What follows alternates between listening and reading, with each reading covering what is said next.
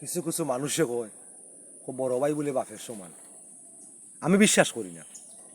বাপ মোল্লা আজকে 12-13 বছর হইল, কত ঈদ কত কিছু গেল, আজ পর্যন্ত দেখলাম না বড় ভাই একটা শার্ট লইয়া বা একটা লঙ্গি লইয়া দিতে বলে বাপ নাই আমার ছোট ভাই ঈদের সময় লইয়া দেই। ইটা ভাইয়ের আসলে দুনিয়াত নাই। এটা আগে কইতা বড় ভাই বাপের সমান। এখন বড় ভাই বাপের সমান নাই, এখন বড় ভাই হালার চেয়েও বাদ।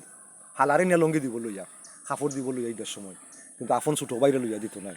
টেকা পয়সা আছে কিন্তু সময় মতো দিত না, কইব টেকা নাই, ঋণ আছে তার, লোন আছে তার ভয় বিদেশ রুজি করেন না। এটা বাউতামি মাত। আসলে এটা সব মিথ্যা।